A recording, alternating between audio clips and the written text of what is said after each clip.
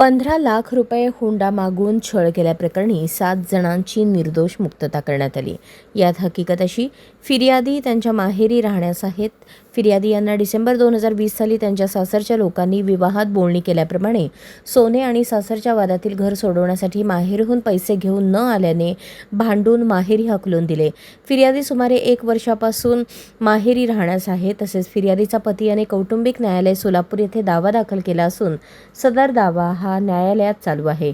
फिर्यादीचा विवाह आरोपी क्रमांक 1 याच्यासोबत 20 नोव्हेंबर 2019 रोजी झाला होता। त्यानंतर फिर्यादी तिच्या सासरी नांदण्यास गेली। त्यानंतर 1 महिन्यानंतर फिर्यादीची नणंद ही फिर्यादीच्या सासरी बाळंतपणासाठी राहिली होती। ती फिर्यादीला तिच्या मुलास हात लावायला आणि वेगवेगळ्या किरकोळ कारणावरून शिवीगाळ करून चापट मारली। त्यानंतर नेहमी फिर्यादीची नणंद आणि सासू या दोघी फिर्यादीला म्हणत होत्या, तू काळी आहेस, तुझ्या माहेरच्या लोकांनी लग्नात मानपान दिला नाही, विवाहात बोलणी केल्याप्रमाणे 11 तोळे सोने न देता आम्हास कमी सोने दिले म्हणून फिर्यादीला रोज शिवीगाळ करत होत्या। फिर्यादीला सकाळी नाश्ता करू न देता झोपेतून उठताच घरातील सर्व कामे करायला सांगत होत्या।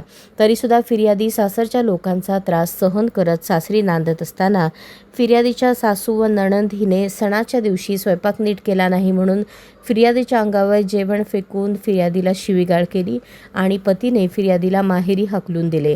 त्यानंतर फिर्यादी माहेरी राहत असताना फिर्यादीचा पती हा फिर्यादीच्या माहेरी येऊन म्हणाला की यापुढे त्याची आई बहीण तुला भांडणार नाहीत, तू आता नांदण्यास चल असे म्हटल्याने पतीच्या घरी सासरी नांदण्यास आली। त्यानंतर फिर्यादीच्या नवऱ्याचे घर वादात असल्याने फिर्यादीच्या सासूने आणि नंदेने घर सोडवण्यासाठी 15 लाख रुपये घेऊन ये म्हणून फिर्यादीला दमदाटी करत होते।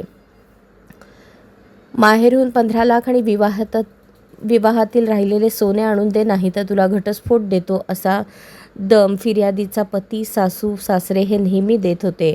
या प्रकारे आरोपींनी फिर्यादीला मानसिक शारीरिक त्रास देऊन छळ आणि जाचहाट करून मारहाण शिवीगाळ केली अशा आशयाची फिर्याद जोडभावी पेठ पोलीस स्टेशन येथे दाखल होती। सदर खटल्याच्या सुनावणीवेळेस सरकार पक्षातर्फे एकूण 11 साक्षीदार तपासण्यात आले। खटल्यामध्ये आलेल्या पुराव्यांची मीमांसा करत प्रथम वर्ग न्यायदंडाधिकारी यांनी आरोपींची निर्दोष मुक्तता केली। यात आरोपींतर्फे फिर्यादी आणि तपास अधिकारी यांची उलट तपासणी निर्णायक ठरली। आरोपींच्या वकिलांनी युक्तिवाद करतेवेळेस अनेक महत्त्वाचे मुद्दे मांडले।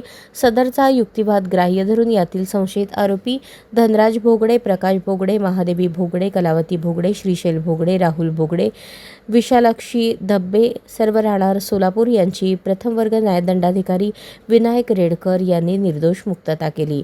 आरोपीतर्फे advocate Abhijit Itkar, advocate Rahul Gaikwad, advocate Ram Shinde, advocate Santosh Awale, advocate Faiyaz Shaikh, advocate Sumit Lavate यांनी काम पाहिले। अशाच नवनवीन अपडेटसाठी जनता राज्य न्यूज चॅनलला सबस्क्राईब करा, लाईक करा आणि शेअर करायला विसरू नका।